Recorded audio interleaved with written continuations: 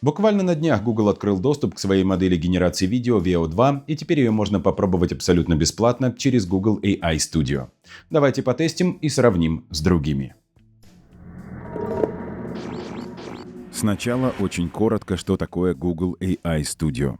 Это бесплатная платформа для разработчиков, позволяющая экспериментировать и создавать прототипы с использованием генеративных моделей искусственного интеллекта, таких как Gemini. Сразу сделаю оговорку. Могут быть проблемы с доступом. Здесь даже не любой VPN поможет в таком случае. Стопроцентно работает тот, с помощью которого вы выходите в интернет как бы из США. Выход в открытый доступ второй версии Veo ждали с интересом. Сейчас запрос на нее довольно высок, поэтому в день вы можете делать очень ограниченное количество видео. Чаще всего говорится о 3 роликах, но скорее получится от 3 до 5 генераций в день. Разработчики заявляют, что к сильным сторонам модели относятся ее кинематографичность, улучшенное понимание промптов и минимизация артефактов на созданных видео. На странице представлены 3 примера созданных роликов. Их можно использовать для повторной генерации и посмотреть промпты. Какие есть настройки? Модель Veo 2. Можно выбрать до 2 роликов, созданных по одному промпту. Далее соотношение сторон.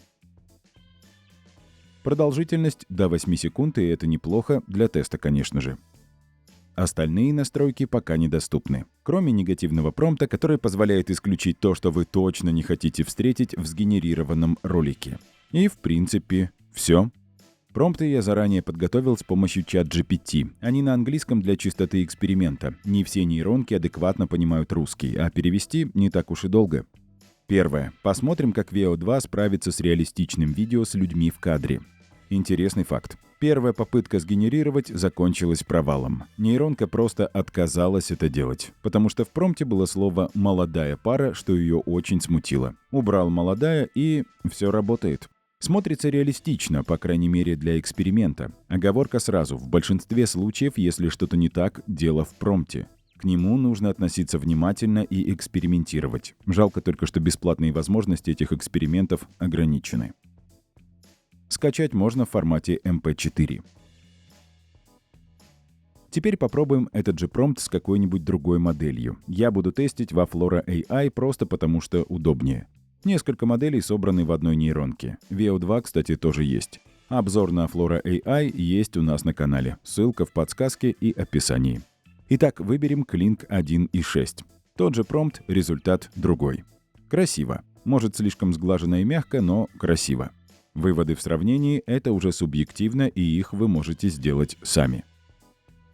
Далее второй тест. Здесь попробуем создать что-то нереальное. Футуристичные пейзажи, летающие машины.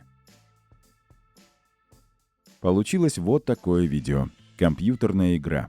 Принято.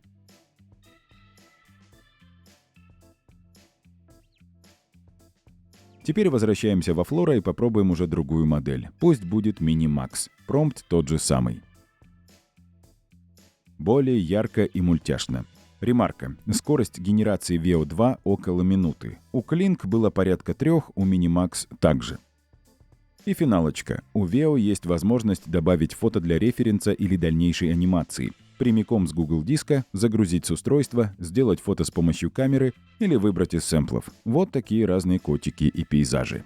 Загружу с устройства какой-нибудь вид города и попробую добавить туда анимации.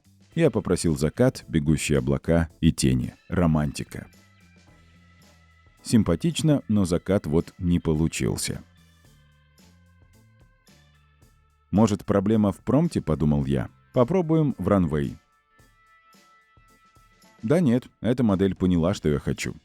И да, я пробовал анимировать свою фотографию, но, видимо, политика конфиденциальности Google не позволила это сделать. Изображение людей — очень чувствительная тема. Подведем итог. Это, конечно, тестовый период, и 3 генерации видео в день – это очень мало. Но, с другой стороны, желающих попробовать огромное количество, поэтому отнесемся с пониманием. К тому же, в принципе, это такой предпросмотр. Но если вам захочется более предметно потестить Veo 2, это можно сделать на других платформах, но уже с платной подпиской. На этом все. Пожалуй, в современном мире самое главное – оставаться людьми. Во всех смыслах. Александр Рыбаков, Теплица социальных технологий.